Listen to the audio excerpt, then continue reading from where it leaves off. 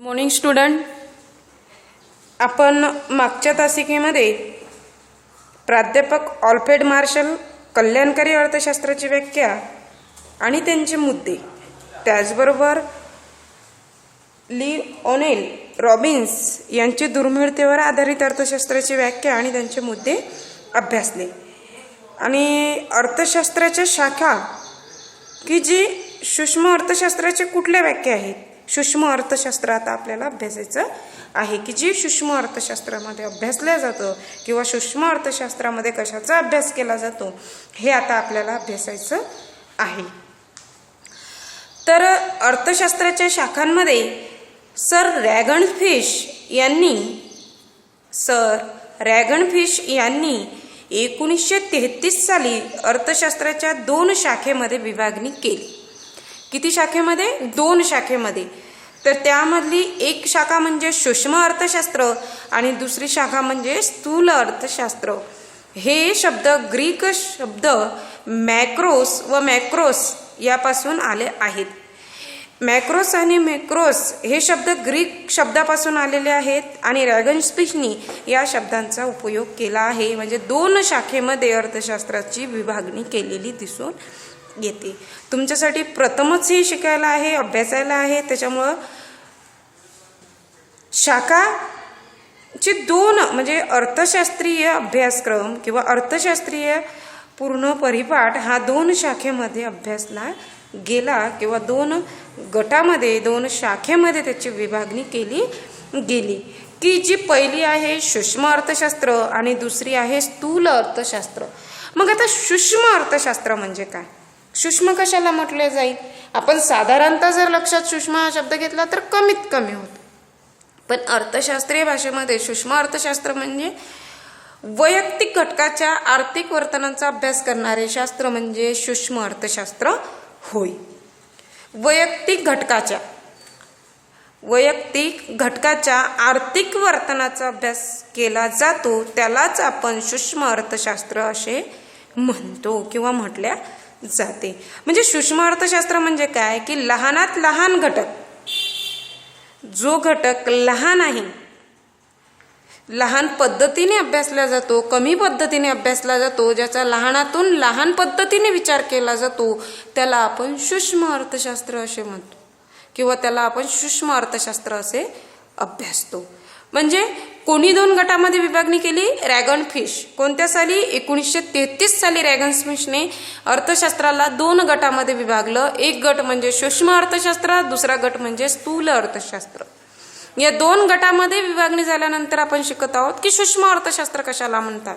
तर सूक्ष्म अर्थशास्त्र हे वैयक्तिक घटकांचा अभ्यास करते, लहानात लहान घटकाचा अभ्यास करते, लहान घटकापासून सुरुवात करते, आधी लहान घटकाचा विचार करते आणि लहानात लहान कमीत कमी घटकाचा अभ्यास करून सूक्ष्म अर्थशास्त्राचा अभ्यास केला जातो. त्यालाच सूक्ष्म अर्थशास्त्र असे म्हणतात किंवा म्हटल्या जाते.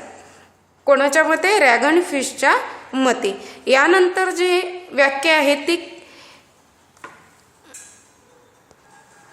ती म्हणजे केनेथ बोल्डिंग यांची सूक्ष्म अर्थशास्त्राची व्याख्या. आधी आपण रॅगनफिशची थोडक्यात व्याख्या बघितली, अभ्यासली. आता केनेथ बोल्डिंग यांचं मत सूक्ष्म अर्थशास्त्राबद्दल काय आहे?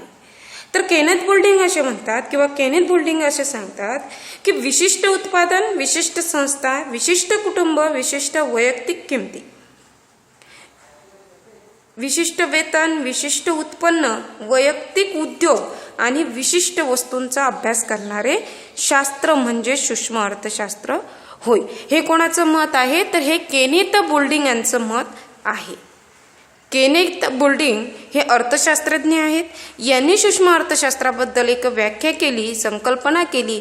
ती म्हणजे अशी की जी वस्तू आहे, जे उत्पादन आहे, जी संस्था आहे, म्हणजेच काय की विशिष्ट उत्पादन, विशिष्ट संस्था, विशिष्ट कुटुंब, वैयक्तिक किमती, वैयक्तिक वेतन, उत्पन्न, वैयक्तिक उद्योग आणि विशिष्ट वस्तूंचा अभ्यास करणारे शास्त्र म्हणजे अर्थशास्त्र होय.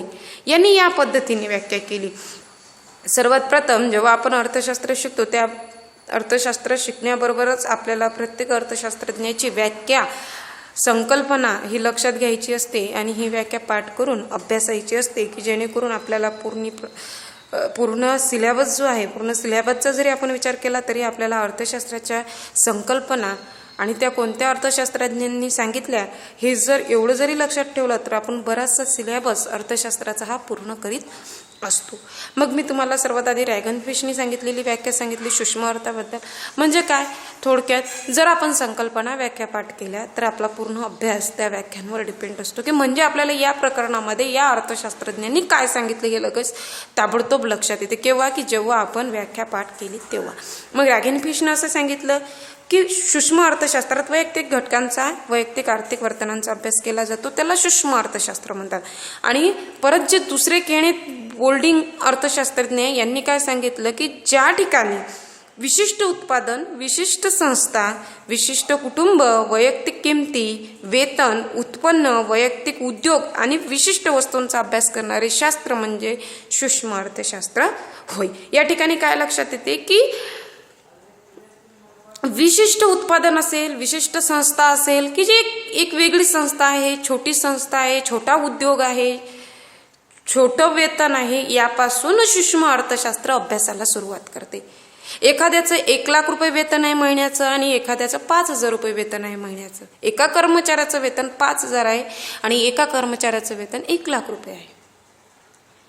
किंवा एका उद्योग करणाऱ्या उद्योग चालकाचं वेतन महिन्याचं 10,000 रुपये आहे आणि दुसऱ्याचं मोलमजुरी करणाऱ्या श्रमिकाचं वेतन हे 3,000 रुपये आहे. तर सूक्ष्म अर्थशास्त्र 10,000पासून किंवा मोठ्या व्यवस्थेपासून किंवा मोठ्या भागापासून सुरुवात न करता कमीत कमी लहानात लहान घटकाचा अभ्यास सूक्ष्म अर्थशास्त्र करतं, हे लक्षात घेणं गरजेचं असतं.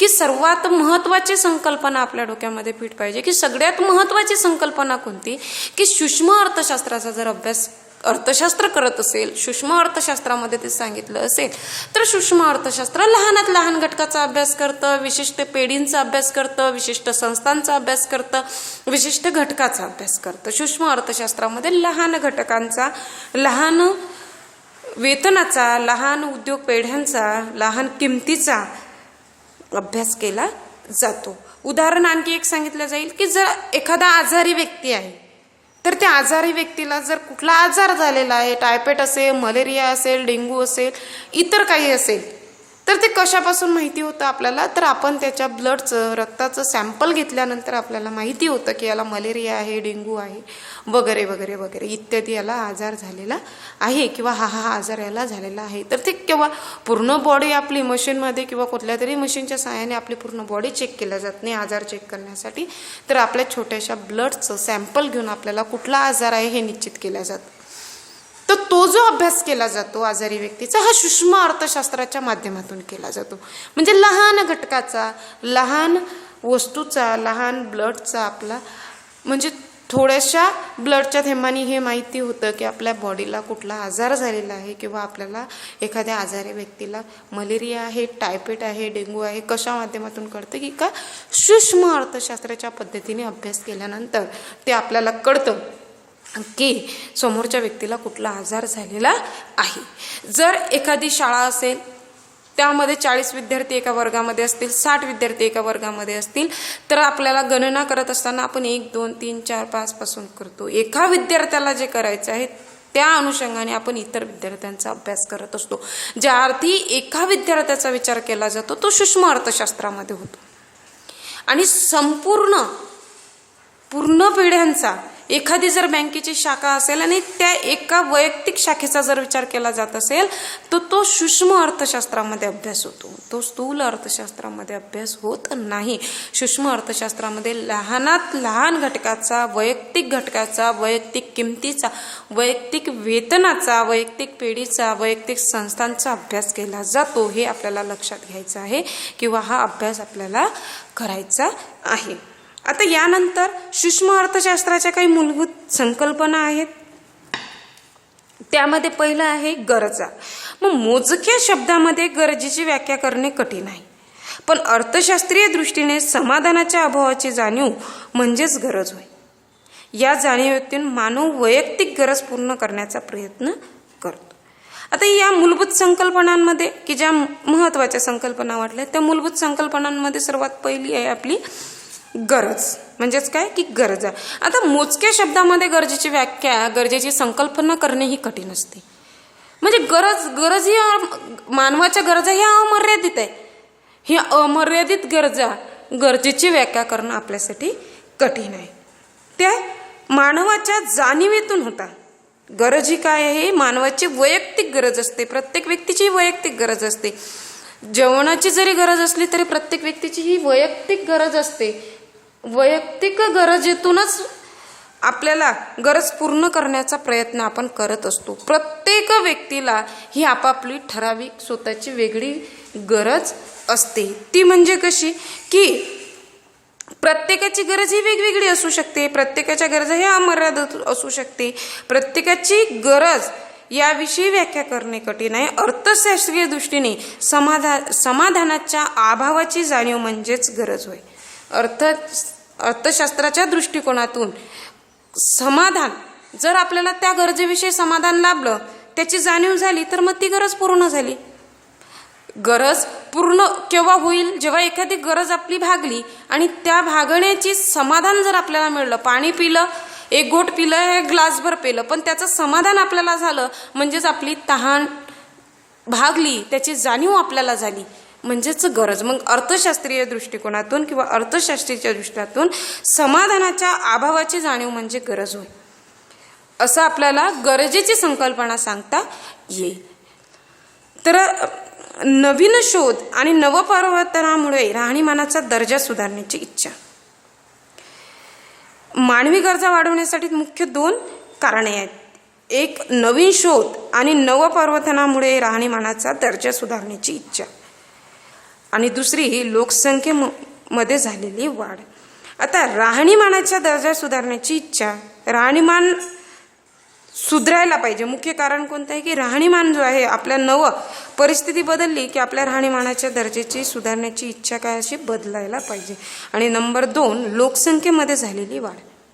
लोकसंख्येमध्ये जर वाढ होत असेल तर आपली गरज सुद्धा बदलते, परिस्थिती बदलते. परिस्थिती बदलली की आपोआप आपली गरज ही बदलायला सुरुवात होते. आता यानंतर जो मुद्दा आहे तो म्हणजे गरजांची वैशिष्ट्ये. तर ही गरजांची वैशिष्ट्ये आपण पुढच्या व्हिडिओ तासिकेमध्ये बघू. आणि आतापर्यंत आपण सूक्ष्म अर्थशास्त्र म्हणजे काय आणि सूक्ष्म अर्थशास्त्राच्या 2 व्याख्या, एक रॅगनफिशने अर्थशास्त्र हे 2 गटामध्ये विभागणी केली. एक म्हणजे सूक्ष्म अर्थशास्त्र, दुसरं म्हणजे स्थूल अर्थशास्त्र. आणि सूक्ष्म अर्थशास्त्राची व्याख्या रॅगनफिशने केली. सूक्ष्म अर्थशास्त्र हे वैयक्तिक आर्थिक वर्तनांचा अभ्यास करतं. आणि केनेथ बोल्डिंगच्या मते विशिष्ट उत्पादन, विशिष्ट संस्था, विशिष्ट किंमत, विशिष्ट वेतन, वैयक्तिक उद्योग आणि विशिष्ट वस्तूंचा अभ्यास करणारे शास्त्र म्हणजे सूक्ष्म अर्थशास्त्र होय. त्याच्यानंतर आपण मूलभूत संकल्पना पाहिली, ती म्हणजे गरज ही अमर्याद असते. मानवाच्या जाणीवेतून पूर्ण होणारी समाधान जे असतं त्याला आपण गरज म्हणू. अर्थशास्त्रीय दृष्टिकोनातून असं म्हटलं जातं की समाधानाच्या अभावाची जाणीव म्हणजे गरज होय. आणि या गरजेचे 2 मुद्दे आहेत, ते म्हणजे नवीन शोध आणि नवपरिवर्तनामुळे राहणीमानाचा दर्जा सुधारण्याची इच्छा. दुसरी म्हणजे लोकसंख्येमध्ये झालेली वाढ. हा सगळा अभ्यास आपण या तासिकेमध्ये अभ्यासला. आता दुसऱ्या तासिकेमध्ये आपल्याला बघायचं आहे गरजांची वैशिष्ट्ये कोणती आहेत हे आपण दुसऱ्या तासिकेमध्ये बघणार आहोत. या ठिकाणी आपण थांबू. धन्यवाद.